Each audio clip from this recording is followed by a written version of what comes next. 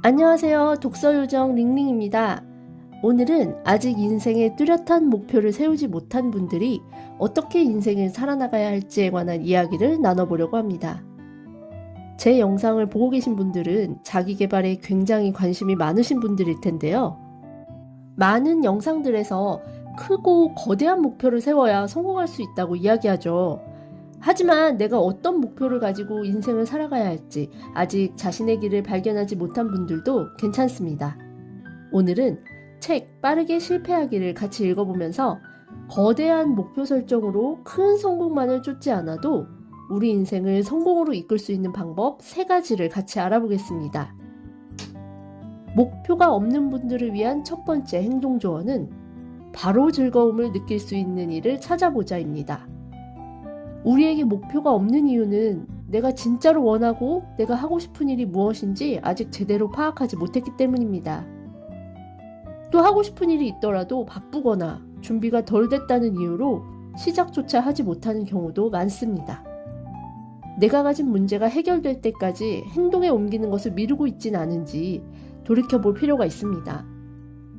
지금은 코로나 시국이라 이 시기만 지나면 시작해야지. 조금 더 저축해서 돈을 모으고 나서 시작해야지.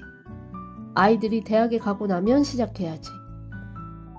살을 좀 더 빼고 나서 해봐야지. 완벽하게 확신이 서고 나면 해보자. 지금보다 좀 더 자신감이 생기고 나면 실행에 옮겨야지. 라고 생각하고 있지는 않으신가요? 사람들은 불행이 찾아오면 현재 내 주변에 불만족스러운 대상이나 상황에 집중하게 되는 경향이 있습니다. 이런 사고방식은 현재의 문제가 해결되지 않으면 삶을 즐길 수 없다라는 인식이 머릿속에 들어있는 것인데요. 이 책에서는 이것을 아직은 때가 아닌 인생관이라고 부르고 있습니다. 여러분의 삶과 커리어가 불안정하고 애매하다고 느낄수록 즐기는 데 시간을 더 투자해야 합니다. 답답한 상황 속에서 즐기는 시간을 가지라는 말이 사치처럼 들릴 수도 있겠지만 즐거움을 찾는다는 것은 삶의 의욕이나 욕구와 관련되어 있기 때문에 인생에서 굉장히 중요한 부분입니다. 삶에서 충분히 긍정적인 경험을 한 후에 정신적 티핑 포인트에 도달하면 세상을 보는 시각 자체가 달라진다고 합니다. 하지만 삶에서 지속적인 즐거움을 느끼지 못한다면 어떤 목표가 생기더라도 행동으로 실천에 옮기지 못하고 기회가 와도 잘 보지 못하게 됩니다. 여기서 중요한 포인트는 지속적인 즐거움인데요. 크고 거창한 즐거움을 찾으라는 것이 아니라 일상 속에서 삶을 즐거운 순간들로 채워나가야 한다는 것입니다. 바바라 프레드릭스는 긍정에 관한 최고의 연구에서 행복하게 정돈된 인생을 살기 위해서는 한 번의 부정적인 기운을 겪을 때마다 최소 3번의 긍정적인 감정을 경험해야 한다고 밝혔습니다. 비율적으로 긍정적인 경험이 부정적인 경험보다 최소 3배 이상 높아야 한다는 것입니다. 그런데 혹시 여러분들 중에 아직 내가 일상 속에서 어떨 때 즐거움을 느끼는지 잘 모르겠고 어떻게 즐거움을 찾아야 할지 모르는 분들이 계시다면 이 책에서 알려드리는 방법을 소개해드리겠습니다. 다음과 같은 질문에 답을 해보면서 일기를 작성해보는 겁니다. 오늘 특히 즐거웠던 일은 무엇인가? 오늘 배운 흥미로운 사실은 무엇인가? 삶과 일, 가족과 친구에게 감사함을 느낀 일은 없었는가?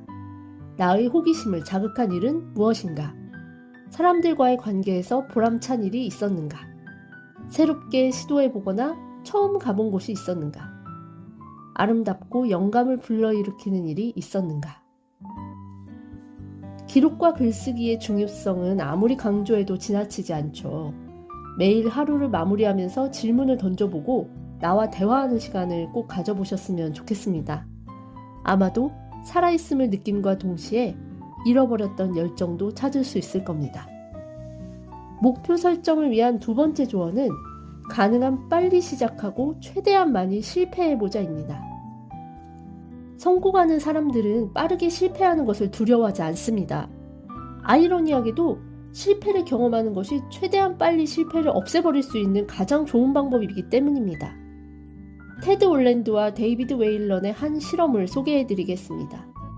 한 도자기 공예 수업에서 학생들을 2그룹으로 나누고 한 그룹에게는 도자기를 50개 만들면 A 학점을 주고 40개를 만든 학생에게는 B 학점을 주겠다고 했습니다. 또 다른 그룹에게는 한 학기 동안 최고로 잘 만든 작품 한 점으로만 점수를 매기겠다고 합니다. 한 그룹은 양으로, 한 그룹은 질로만 평가하겠다고 한 것입니다. 그런데 흥미롭게도 미적, 기술적, 섬세함 모든 면에서 최고의 작품을 제출한 학생들은 모두 양중심 그룹에서 나왔다는 것입니다.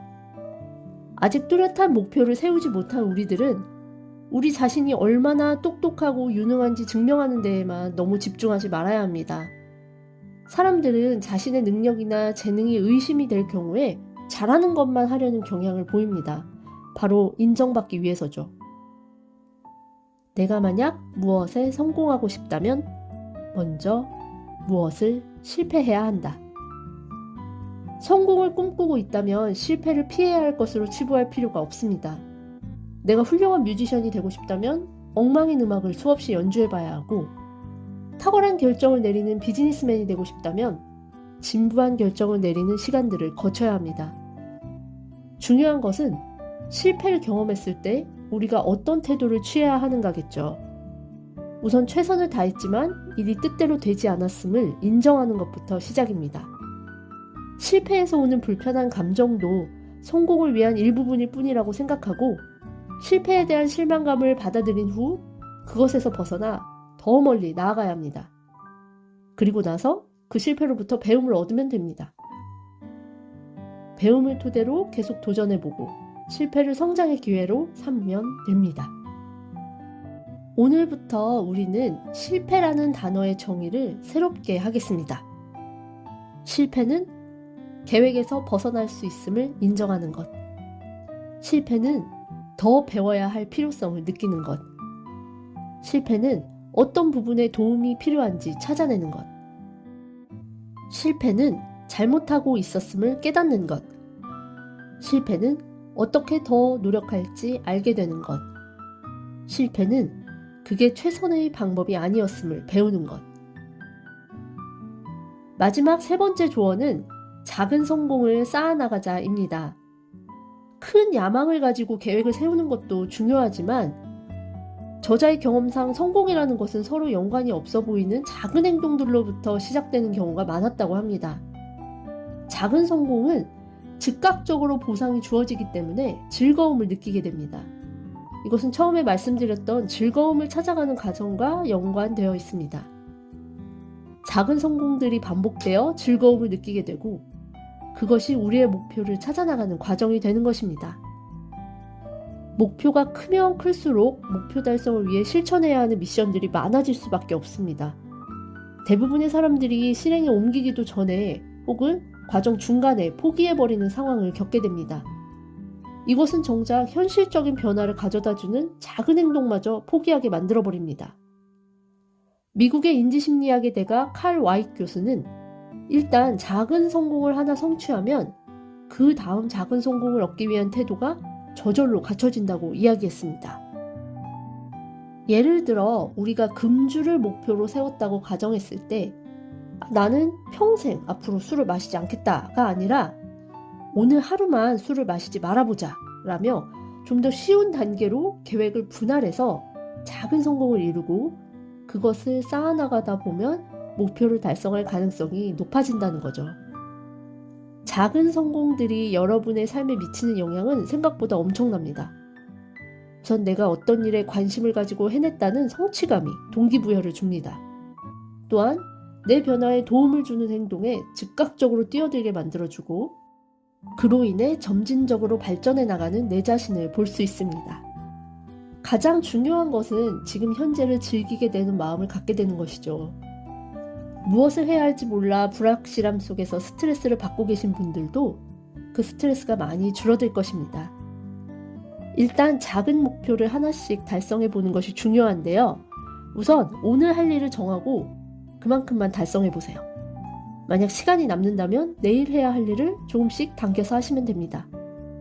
이것이 반복되면 자신감이 생기고 자신감이 생기면 열정은 자연스럽게 따라오게 됩니다. 작은 행동들을 계획할 때 5가지 법칙이 있는데요. 첫 번째, 행동의 내용을 명확하게 해야 합니다. 누가, 어떻게, 어디서, 왜, 언제 최대한 구체적으로 정의할 수 있어야 합니다. 두 번째는 쉬워야 합니다. 만약 성취하기가 쉽지 않은 경우에는 조금 덜 도전적인 것으로 조정하시면 됩니다. 세 번째, 즐거워야 합니다. 어떤 행동을 선택하든 즐겁고 흥미로운 경험을 선택하세요. 네 번째, 즉각 행동해야 합니다. 바로 시작할 수 있어야 하고 단기간에 끝날 수 있는 일이어야 합니다. 다섯 번째, 비용이 적게 들어야 합니다. 시간과 돈, 자원은 최소한으로 드는 행동이어야 합니다. 여러분, 아무리 삶이 혼란스럽고 난장판인 것 같아도 언제든지 긍정적인 한 걸음을 내디딜 수 있습니다. 그 첫 걸음을 내딛어서 일을 진척시키고 새로운 기회에 열린 마음을 가질 수 있는 것입니다. 그러면 그 다음 걸음을 내딛는 것은 그보다 훨씬 더 쉬워집니다. 아마도 내가 지금 하고 있는 이 작은 행동들이 나를 어디로 데려갈지 모르기 때문에 불안할 수도 있습니다.